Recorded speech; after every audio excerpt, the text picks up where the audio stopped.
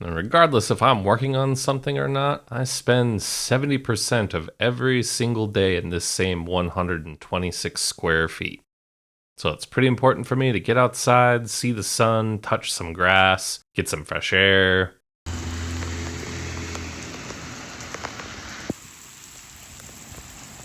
Yeah, looks like that's not happening today, so let's transcribe some Zelda.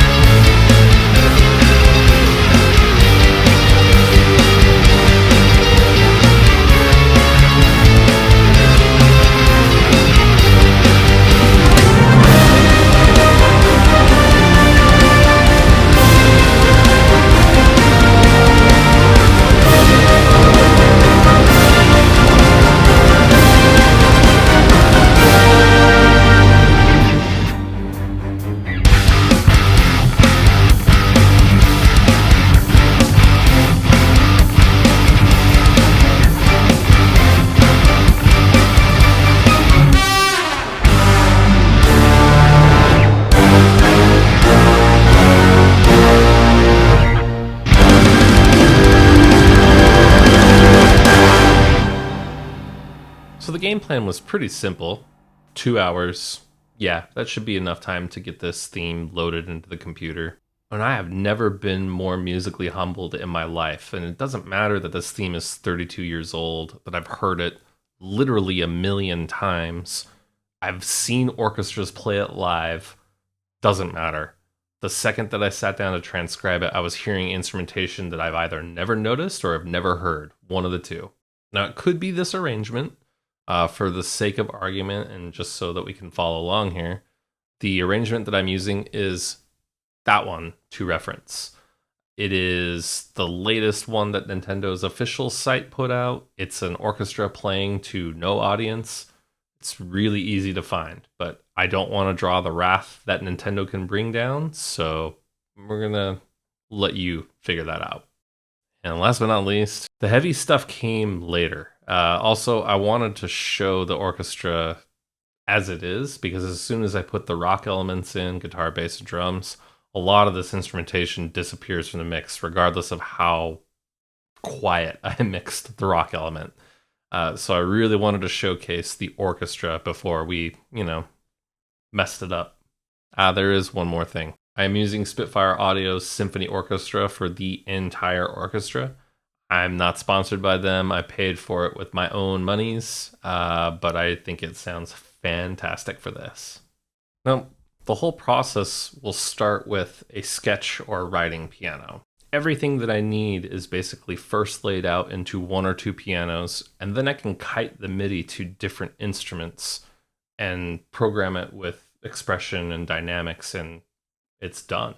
It's the Bible to the entire session, and it helps speed up the process of actually getting everything orchestrated. It's a very handy technique. I did not come up with it, but if you don't have that in your toolkit, I highly recommend putting it in there. Now, the writing piano doesn't sound great, but again, it's used as a reference.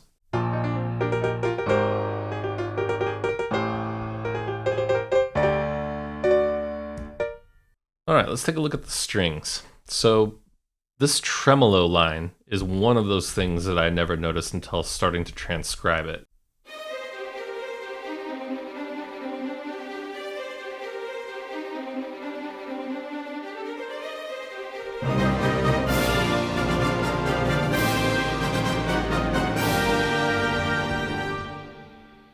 Just wild.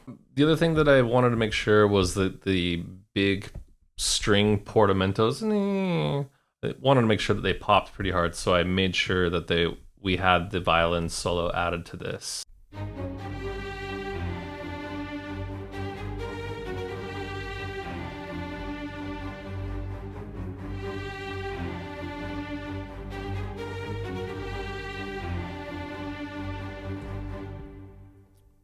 The other important part about this piece is the attack for the staccato parts.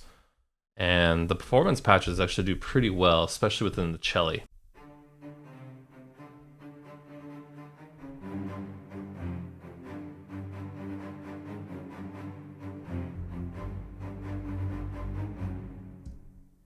Sounds awesome. All right, next up is the Woodwinds.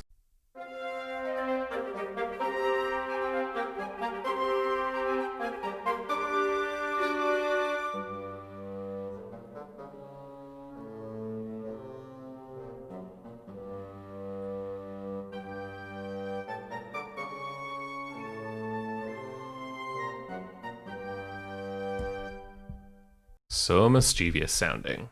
All right, next up is brass. The brass in this is screaming, so it had to be tempered and turned down, but it sounds pretty big.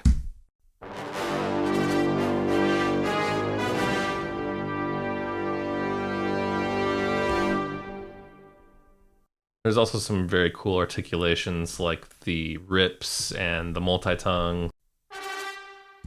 It sounds fun. Another spot where the rips come into play is this section.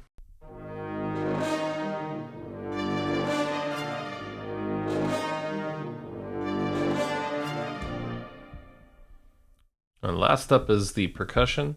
There's not much to the percussion other than just, a marching snare. There's a couple of timpani hits that are pretty big.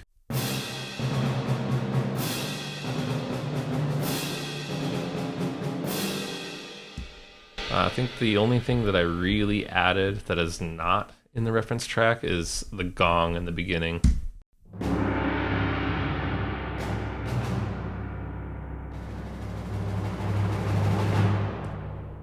And I think the only other thing that is worth pointing out is the piano.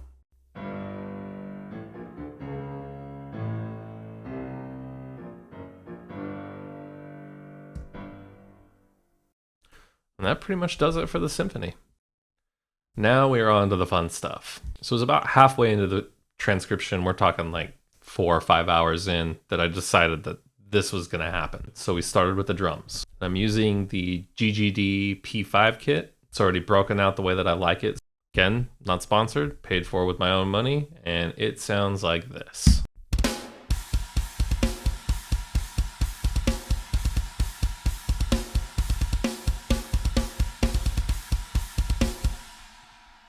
Yeah, it should sound good with an orchestra.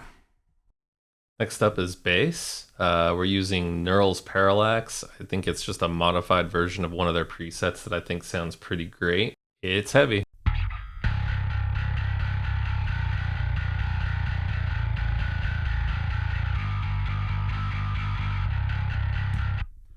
Just holding down the low end. Next up is the guitars. There's 4 layers in stereo. Again, we're using Neural, Nolly, and the Granifier, Omega Granifier. There's a one spot which has the Rebea in it, and we'll play that since it's got all the layers going.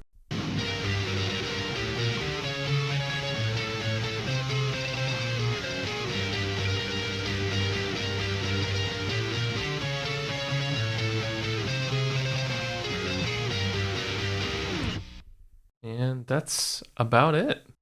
And the mixing on this is super simplified. The strings go to the string bus, the brass goes to the brass bus, so forth and so on.